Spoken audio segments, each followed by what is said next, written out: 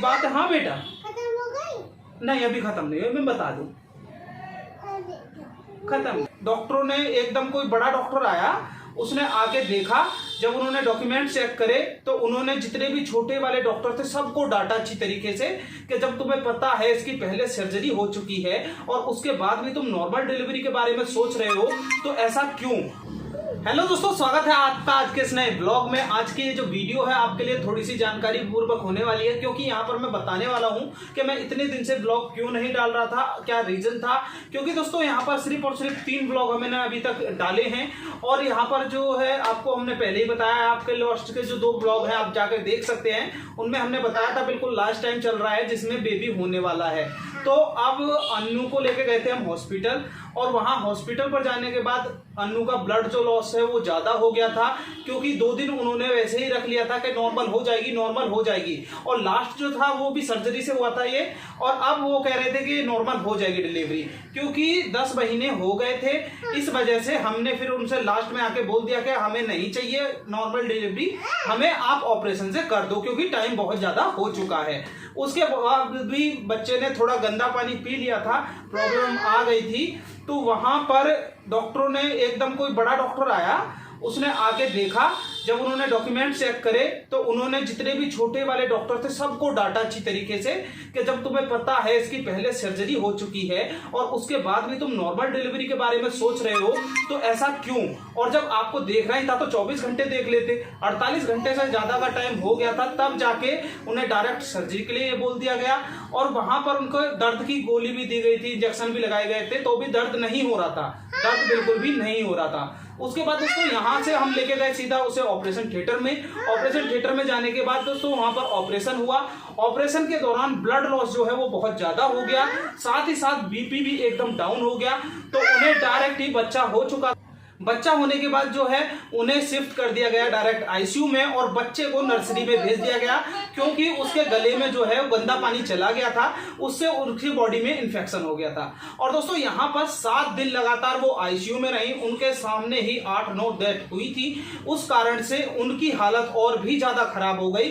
फिर एक दिन रात को हमें बहुत ज्यादा गुस्सा आ गया, क्योंकि दोस्तों हॉस्पिटल है, अब आदमी कब तक बर्दाश्त करेगा, तो हमें बहुत ज्यादा गुस्सा आ गया। मैं बस बोलते हैं कि हाँ नसीब की बात होती है, मैं वॉशरूम से आ रहा था और वो आईसीयू के सामने ही वहां पर वॉशरूम था, तो वहां पर जाकर मैंने देखा आवाज आ रही है। मैंने अंदर जाकर देखा तो वो मुझे बुला रही थी, खड़े होकर आराम से खड़ी थी और बुला रही थी, जो कि उसके सीजरिंग हुई थी तो टाके वाके लगे थे, वो मुझे बुला रही थी। मैं गया वहां पे, मैंने डॉक्टरों से लड़ाई कर ली, फिर मम्मी को बुलाया, उसकी मम्मी को बुलाया, क्यों मेरी मम्मी पापा नहीं है, मैं आपको पहले बता चुका हूं। उसकी मम्मी को बुलाया, फिर वो आए वहां पर, हमने रात को लड़ाई झगड़ा किया। तब हमें पता चला हॉस्पिटल में एक एचडीयू डिपार्टमेंट भी होता है, जैसे कि यहाँ पर आईसीयू है, इस तरीके से एचडीयू भी डिपार्टमेंट होता है। वहां पर जो कम सीरियस वाले मरीज होते हैं उन्हें शिफ्ट किया जाता है, तो वहां पर उसे शिफ्ट किया गया। शिफ्ट करने के बाद 2 दिन बाद वो एकदम ठीक हो गई। लेकिन आईसीयू में जो कहानी हुई वो आप सोच भी नहीं सकते, क्यों, बहुत बुरी हालत थी आईसीयू में और उसका मानसिक संतुलन बिल्कुल खत्म हो गया था। मतलब कि वो खुलेआम सबके सामने ये बोल रही थी कि मैंने इन्हें पैसे दिए हैं या फिर कुछ ऐसी बात है। हाँ बेटा, खत्म हो गई? नहीं अभी खत्म नहीं हुई, मैं बता दूं। खत्म नहीं। तो वहां पर उसे ऐसा लग रहा था कि मैंने पैसे दे दिए हैं, अब ये मुझे निकाल देंगे। और कभी वो बोल रही थी कि मैं यहाँ रहूंगी नहीं, और उसके ऑपरेशन हो रखा था, उसके वॉशरूम वाली नली भी लगी हुई थी, साथ ही साथ उसको लेटा भी रखा था। वो अपने आप खड़ी होकर चिल्ला रही थी बाहर गेट पे, आईसीयू के गेट पे।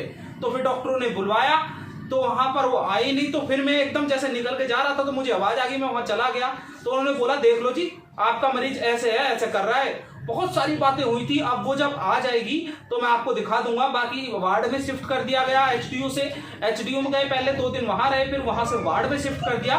और दोस्तों छुट्टी हो चुकी है, हम घर पर आ चुके हैं। अब बच्चा भी ठीक है और माँ भी ठीक है, दोनों ठीक है। बाकी की अपडेट जो है वो मैं आगे किसी ब्लॉग में दूंगा, क्योंकि दोस्तों यहाँ पर पूरी जानकारी देने के लिए बहुत लंबा टाइम चाहिए और आप इस वीडियो को पूरा नहीं देखेंगे, तो इसलिए मैं यहाँ पर आपको बता रहा हूँ। बाकी जब अन्नू आ जाएगी घर पे तो मैं आपको यहाँ पर मिला दूंगा, पूरी जानकारी दे दूंगा। हाँ बेटा, भूल गए। क्या भूल गए? ये अच्छा, भूल गए। नहीं भूले। तो दोस्तों इसका नाम है निर्भय चौधरी। मैंने आपको लास्ट व्लॉग में भी बता रखा है, ये मेरा बड़ा बेटा है और अभी एक बेबी हुआ है।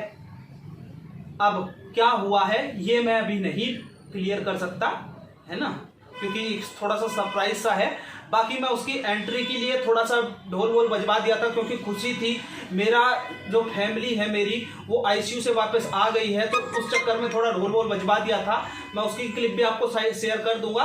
और बाकी जब अन्नू आ जाएगी तो उसके साथ डेली व्लॉगिंग आने वाली है आपके लिए, क्योंकि दोस्तों थोड़ी बहुत परेशानी चल रही थी। हमने लास्ट व्लॉग जो डाला था 3 तारीख को डाला था, उसके बाद जो छुट्टी हुई है वो 14 तारीख को हुई है। और आज आप देख सकते हैं अभी घर में कुछ भी काम नहीं हुआ है, सब कुछ फैला हुआ है। जैसा घर छोड़ के गए थे ऐसा ही है, बस यहाँ पर काम करना बाकी है। सारा मिट्टी लगा हुआ है और जो हमने पेड़ लगा रखे थे वो भी सारे सूख गए हैं। तो बाकी अपडेट में आगे आपको ब्लॉग में देता रहूंगा और आपको बताता रहूंगा। और दोस्तों वीडियो देखने के लिए बहुत बहुत धन्यवाद। मिलते हैं अगले किसी ब्लॉग में, तब तक के लिए बाय।